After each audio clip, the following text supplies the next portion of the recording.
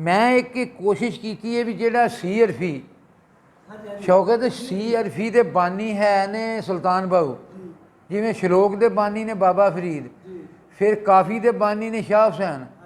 इस तरह मैं अपने तो हर बंदा कोशिश तो करता पंजाबी जबान की सेवा, हर किसी ने हिस्सा पाया, भावें जेड़ा कोई नहीं भी नहीं पाਉਂਦਾ वो भी किसी ना किसी सूरत दे विच ना पंजाबी बोलण वाला कोई ना कोई नाल करदा ही जांदा। जिवें मैं एक बंदे नूं आख्या बड़े अल्लाह दे आ मौजां करना, वो गुल्लू मसली वाली गल दसी सी ना, उन्हें मगरों आख्या सी चौधरी अक्कां नूं भी लग माखी जांदे ने, उहदे कोलों भी मैं मुहावरा सीखिया। इस तरह मैं उन्होंने ना मकूले वारिस शाह दे पढ़ी दे हुंदे सन।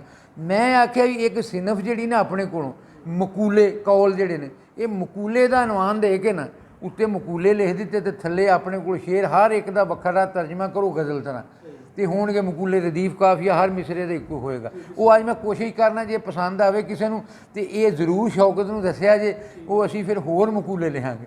शेर ने ना वक्खो वक् हर एक का तर्जमा कर लो, उन्होंने पढ़ो गौर करो, वो कोई ना कोई नसीहत की गल होएगी।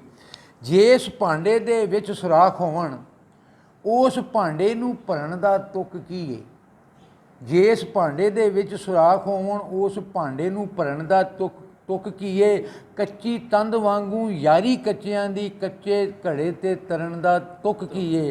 ते कक्कर कोरे ते पोह दी रात ठंडी उत्थे जाके ठरन दा तुक की है। खुद गरज कमीने बेफैज़ दे लई एवें दुखड़े जरन दा तुक की है। जिथे जान नूं रहे हमेश खतरा उस जूह ते चरण दा तुक की है। सोहना वेख के वांग नदीदियां दे दिल कदमां विच धरन दा तुक की है। ते दुनिया फानी है जग फना होना एवें मौत तो डरन दा तुक की है। गम कीतियां मुश्किल ना हल होवे दसो गम फिर करन दा तुक की है। अड्डियां चुक के लईए ना भा अड्डियां चुक के लईए ना फा हरगज पहला मौत तो मरण दा तुक की है। बाहरों खंघ के किसी दे घर जाइए बाहरों जकी साहब बाहरों खंघ के किसी दे घर जाइए। बिना गंजियों वरण दा तुक की है। बिना गंजियों वरण दा तुक की है।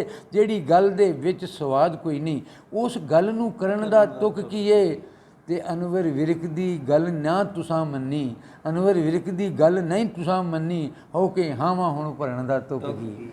ये सन जी मकूले। इहदे नाल ही अगे एक होर मैं नाल कोई भी मकूले ही ने। अगला रौला पा बैठों रौला पा बैठों लभा कुछ भी नहीं चुप करके बहिंदों ते ठीक रहिंदों।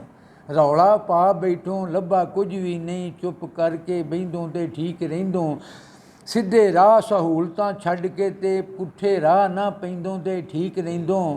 ते बड़ा तंग होसे उन्होंने छड्ड के ते ओदे नाल जे रहिंदों ते ठीक रहिंदों। गम कीतियां गम नहीं घट होंदे दुख हस के सहिंदों ते ठीक रहिंदों। गल करके फाई तू गल पाई मूँहों कुछ ना कहिंदों ते ठीक रहिंदों। जान बुझ के लियाई आप पंगा खुंगा नाल ना खहिंदों ते ठीक रहिंदों। अनवर विरक इस राह तो मोड़दा सी ओदी मन जे लैंदों ते ठीक रहिंदों।